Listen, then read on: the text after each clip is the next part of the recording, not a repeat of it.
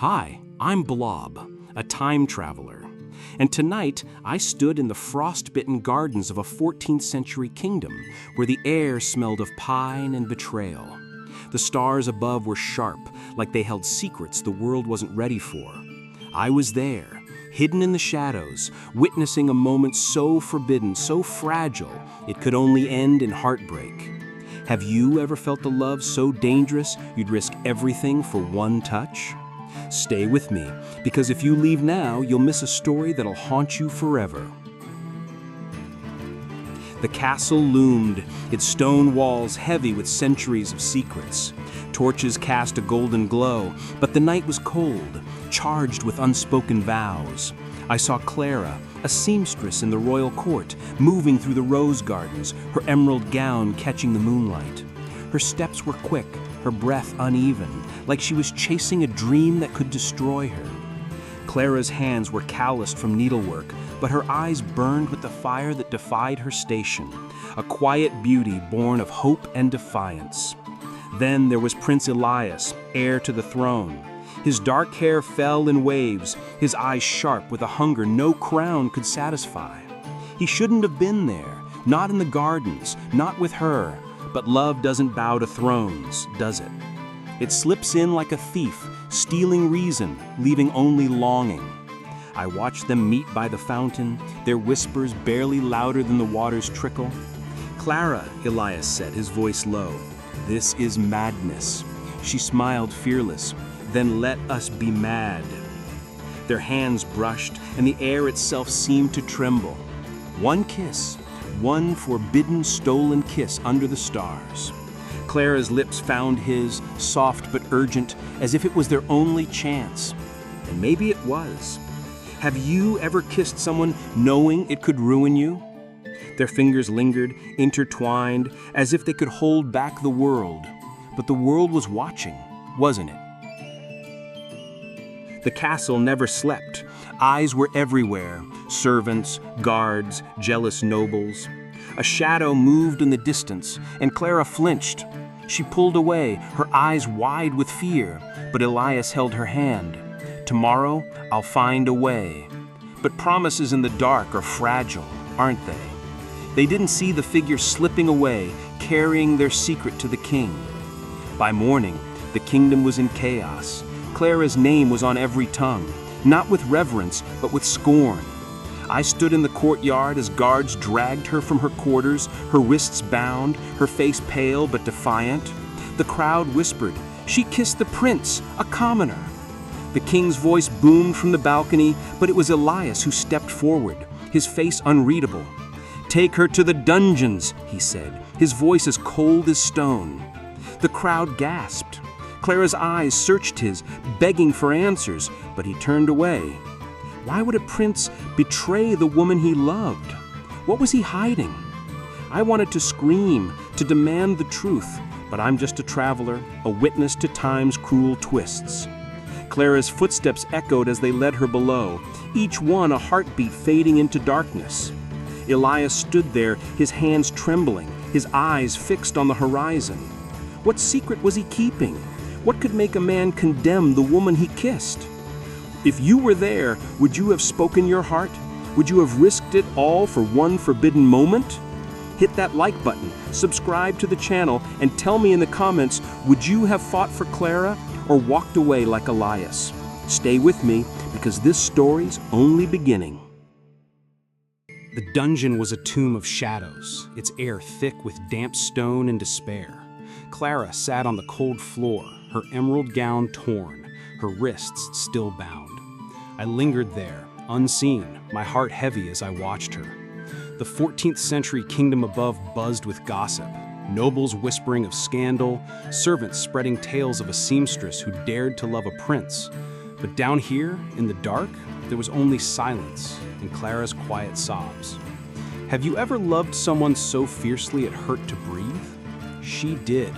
And yet, the man she kissed had ordered her into this cage. Why? Days dragged on, each one heavier than the last. Clara's spirit didn't break, though. She scratched messages into the stone with a shard of rock, words of hope, of love, of defiance.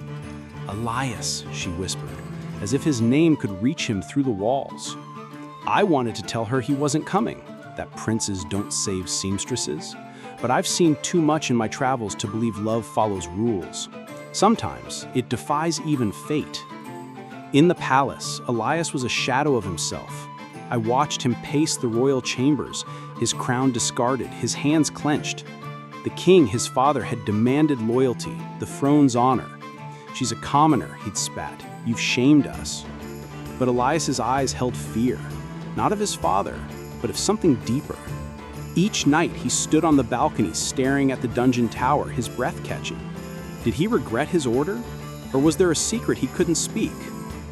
Their love, though separated by stone, still burned. Clara clung to the memory of that kiss, replaying it like a prayer. Elias sent her food in secret, bread, fruit. A note slipped under a napkin. "Hold on," it read, in his hand, unsigned. She traced the words, her heart torn between hope and betrayal. How do you trust a man who locks you away? How do you love someone who's broken your world? The kingdom turned crueler. Rumors painted Clara as a witch, a seductress, a threat to the crown. Nobles demanded her execution, their voices venomous. Elias faced them in the great hall, his jaw tight, his silence deafening. Why didn't he defend her? Why didn't he fight? I wanted to demand answers, but time travelers only watch. Then came the twist that shattered everything. One night, a guard slipped Clara a letter, not from Elias, but from the queen, his mother. "Leave this kingdom, or your family dies," it read. Clara's hands shook as she read it. The queen had known about the kiss, had seen them in the garden. She'd forced Elias's hand, threatening to burn Clara's village if he didn't condemn her. His betrayal wasn't cruelty, it was sacrifice. He'd locked her away to save her family. But the letter held one more secret. The queen had no intention of letting Clara live. A trial was set for dawn, the verdict already written. Clara sank to her knees, the letter crumpling in her hands. Her love for Elias was a flame no dungeon could extinguish, but now she faced an impossible choice. Escape and save her family, or stay and fight for a love that might destroy them all? What would you do, knowing the truth could cost everything? Elias, on the balcony, stared at the dungeon, unaware of the queen's final move. His heart was breaking with every second. And what Clara discovered that night would change everything forever. Could you keep going, knowing what she found?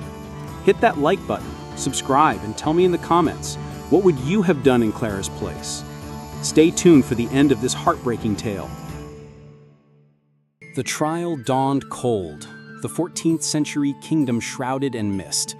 Clara stood in the great hall, her wrists bound, her emerald gown a tattered memory of that forbidden night. The nobles' eyes pierced her, their whispers sharp as knives. The queen sat beside the king, her face cold as stone, while Elias stood at the throne's edge, his hands trembling. I, Blob, watched from the shadows, my heart pounding. Love is a fragile thing, isn't it? It can light up the world or burn it to ash. What would you sacrifice for someone you love? The accusations rained down. Treason, seduction, defying the crown. Clara's voice was steady, though. "I loved him," she said, her eyes locked on Elias, "and I'd do it again." The crowd gasped, but Elias flinched, his face pale. The queen leaned forward, her smile thin. "Condemn her," she whispered to her son. "Prove your loyalty." Elias's eyes met Clara's, and for a moment, I thought he'd break. Have you ever looked into someone's eyes and seen your whole world unravel? The climax struck like a storm. Elias stepped forward, his voice shaking but loud. "Enough," he shouted. The hall fell silent. "Clara is no traitor. She's the only truth I've ever known." He tore off his royal sash, throwing it to the ground. The queen's face twisted in fury. The king roared, but Elias didn't stop. He exposed the queen's threat, how she'd forced his hand, how she'd planned Clara's death. The nobles murmured, stunned. Clara's eyes filled with tears, not of fear, but of hope. Could love defy a kingdom? But fate is cruel. Before Elias could reach her, the queen signaled the guards. They seized Clara, dragging her toward the gallows outside. Elias fought, shoving past soldiers, but the king's command held firm. "She dies," he declared. The crowd surged, some cheering, some weeping. I wanted to stop time itself, but I could only watch as Clara was led to the scaffold. Her eyes found Elias's one last time, and she smiled. A smile that said she'd loved him, even if it cost everything. Then, the impossible. A horn blared, the gates burst open, and Clara's brother, a blacksmith from her village, stormed in with a band of rebels. They'd heard of the trial, of the queen's cruelty. Chaos erupted, swords clashed, nobles fled. Elias broke free, running to Clara, cutting her bonds with a stolen dagger. They didn't speak, they didn't need to. Their hands found each other, and for one fleeting moment, they were untouchable. The resolution wasn't a fairy tale. Clara and Elias fled the kingdom that night, leaving the crown and its lies behind. They found refuge in a distant village, living as outcasts, their love a quiet rebellion against a world that tried to break them. The queen's treachery was exposed, and the kingdom turned on her, but Clara and Elias never returned. Their love was their victory, but it came at a cost. Exile, anonymity, a life in the shadows. As I watched them vanish into the forest, I felt the weight of their story. Not every love ends in glory, but some burn so brightly they outshine even time itself. Clara and Elias chose each other, even when the world said they couldn't. What would you choose if love demanded everything? Their story lives on, not in castles or crowns, but in the quiet moments where two hearts refuse to break. This is your moment. You need to subscribe to the channel right now. Smash that like button. Don't wait another second. Flood the comments with your thoughts, your theories, your heart. Did Clara and Elias make the right choice? Would you have run or stayed to fight? And don't stop there. Share this video with at least 5 people who need to hear this story. Only true time travelers understand the weight of a love like this. I'm Blob, and I've got more stories to tell. But I need you with me on the next journey through time. See you soon.